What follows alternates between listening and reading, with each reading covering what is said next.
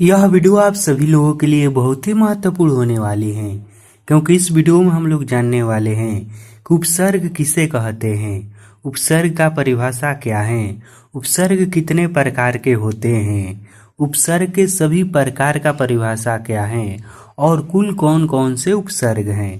कहने का मतलब कि उपसर्ग के बारे में जितना कुछ भी आप लोगों को पढ़ना है ना, वह सब कुछ इस वीडियो में हम लोग जानने वाले हैं।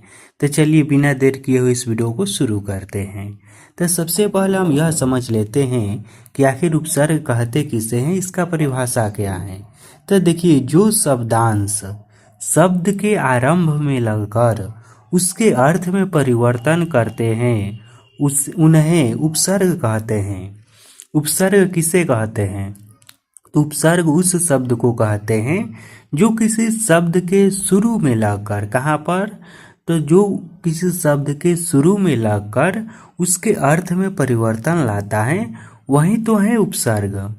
देखिए, भाषा के वे छोटे से छोटे सार्थक खंड जो शब्द के आरंभ में लगकर नए अर्थ का निर्माण करता है, उससे उपसर्ग कहते हैं। दूसरे शब्दों में हम इस तरह से भी कह सकते हैं कि भाषा के वह छोटे से छोटे सार्थक खंड होता है, एक टुकड़ा होता है जो किसी शब्द के आरंभ में यानी कि शुरू में लग जाता है और उसके अर्थ में परिवर्तन लाता है, वही उपसर्ग होता है।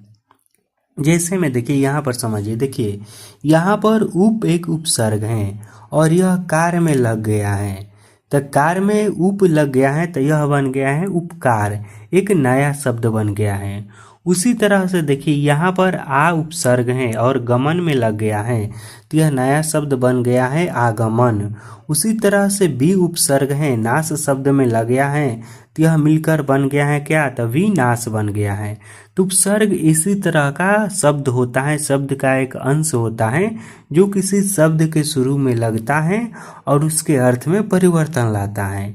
अब देखिए, उपसर्ग कितने प्रकार के होते हैं। तो उपसर्ग मुख्य रूप से 4 प्रकार के होते हैं। अब हम यह भी समझ लेते हैं, देखिए कौन कौन से होते हैं। तो सबसे पहले संस्कृत के उपसर्ग हो गया, उसके बाद हिंदी के उपसर्ग हो गया, इसके बाद अरबी के उपसर्ग हो गया, अरबी या उर्दू हो गया, और उसके बाद हो गया अंग्रेजी का। ठीक, तो यह सब उपसर्ग जो है यह 4 प्रकार के होता है। अब हम एक एक करके इन सभी उपसर्ग को समझते हैं। सबसे पहले हम संस्कृत के उपसर्ग को समझते हैं कि कौन कौन सा है।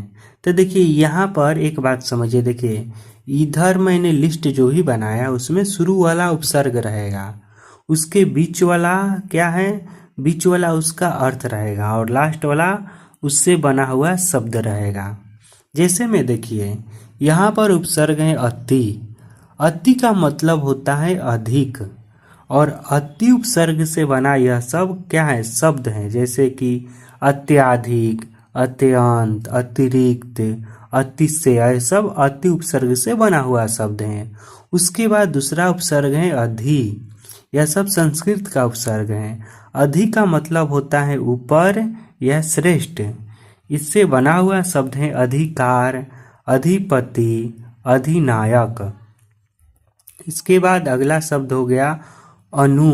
अनु का मतलब क्या होता है, तो होता है पीछे या फिर समान। इससे बना हुआ शब्द क्या है, तो यह है अनुचर, अनुकरण, अनुसार, अनुशासन। यह सब अनु उपसर्ग से बना हुआ शब्द है। उसके बाद देखिए, यहाँ पर अगला शब्द हो गया आप। आपका मतलब होता है बुरा या हीन। आपसे बना हुआ जो शब्द है अपशय है, अपमान है, अपकार है। इन सब में कौन सा उपसर्ग लगा है, तो अप उपसर्ग लगा है। ठीक, उसके बाद अगला हो गया अभी हो गया। इसी तरह से बहुत सारा है, अ हो गया, आ हो गया, उत हो गया, उप हो गया, दुर हो गया, दुस हो गया, निर हो गया, निस हो गया, नी हो गया, परा हो गया, परी हो गया, प्र हो गया, प्रति हो गया, वी हो गया, सम हो गया, सु हो गया। यह सब 21 गो किसका उपसर्ग है, तो यह सब 21 गो जो है यह संस्कृत के उपसर्ग हैं। ठीक, इसके बाद चालू होता है हिंदी के उपसर्ग। तो इसमें भी नीचे इसी तरह से है। देखिए, हिंदी में क्या क्या है, अ है। अ किसका उपसर्ग है, हिंदी का उपसर्ग है। अ का मतलब होता है अभाव या निषेध। ठीक, तो इससे बना हुआ शब्द है अछूत है, अथाह है, अटल है। उसी तरह से अगला उपसर्ग हो गया अन। अन का मतलब होता है अभाव या निषेध, इसका भी मतलब सेम ही होता है। तो इससे बना हुआ शब्द हो गया अनमोल, अनबन, अनपढ़, यह सब हिंदी के उपसर्ग हैं। उसके बाद कु हो गया, दु हो गया, नी हो गया, औ हो गया, भर हो गया, सु हो गया, अध हो गया, उन हो गया, पर हो गया। इसके बाद बिन हो गया। यह सब किसका उपसर्ग है? तो सबका सब जो है हिंदी का उपसर्ग है। अब आप अरबी के उपसर्ग को समझिए। अरबी या जिसे फारसी के उपसर्ग या फिर संस्कृत के उपसर्ग भी हम कह सकते हैं। जैसे कि कम हो गया, कम का मतलब होता है थोड़ा या फिर हीन। जैसे कि कम जोड़, कम बखत, कम अकल। ठीक, उसके बाद अगला शब्द है खुश। खुश भी अरबी का उपसर्ग है या फारसी का है? खुश का मतलब होता है अच्छा या खुश नसीब। खुश खुश से बना है, खुश नसीब बना है, खुशखबरी बना है, खुशहाल बना है, खुशबू बना है। अब आपसे एग्जाम में पूछेगा कैसे, यह पूछ देगा आपसे कि बताइए खुशबू शब्द में कौन सा उपसर्ग है या खुश नसीब शब्द में कौन सा उपसर्ग है। तो आप क्या बोलिएगा? खुश उपसर्ग है। इस सब में खुश लगा है, देखिए लगा है ना, खुश, इसलिए इसमें उपसर्ग लगा हुआ है। अगला है गैर। गैर का मतलब होता है निषेध। इससे बना हुआ शब्द है गैर हाजिर, गैर कानूनी, गैर मुल्क, गैर जिम्मेदार। ठीक, इन सब में कौन सा उपसर्ग है? गैर है। अगला है ना। ना का मतलब होता है अभाव। जैसे कि नापसंद, ना समझ, नाराज, नालायक, यह सब क्या है? इन सब में ना उपसर्ग है। इसी तरह से और भी उपसर्ग है इसका। ब है, बा है, बद है, बे है, ला है, सर है, हम हैं, हर हैं। यह सब संस्कृत के उपसर्ग हैं। नहीं सॉरी, संस्कृत के नहीं जी, अरबी के यानी कि उर्दू के उपसर्ग हैं। अब देखिए अगला जो उपसर्ग है, चौथा प्रकार, यह अंग्रेजी के उपसर्ग। यह क्या है? तो देखिए सब, इसमें सबसे पहला प्रमुख है सब है। सब से का मतलब होता है अधीन या नीचे। जैसे कि सब जज, सब कमेटी, सब इंस्पेक्टर, इन सब में सब उपसर्ग लगा हुआ है। उसी तरह से डिप्टी, यह भी अंग्रेजी का उपसर्ग है। डिप्टी का मतलब होता है सहायक, जैसे कि डिप्टी कलेक्टर। उसके बाद है डिप्टी रजिस्ट्रार।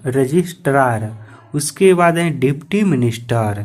इन सब में डिप्टी उपसर्ग लगा हुआ है। उसके बाद अगला है वाइस। यह सब अंग्रेजी का शब्द है। वाइस का मतलब होता है सहायक, जैसे viceroy, vice chancellor, vice president. इन सब में कौन सा उपसर्ग है? तो वाइस है। और यह सब किसका उपसर्ग है? तो इंग्लिश का उपसर्ग है। उसी तरह से अगला शब्द है जनरल, फिर चीफ हो गया, फिर हेड हो गया, यह सब इंग्लिश का उपसर्ग है।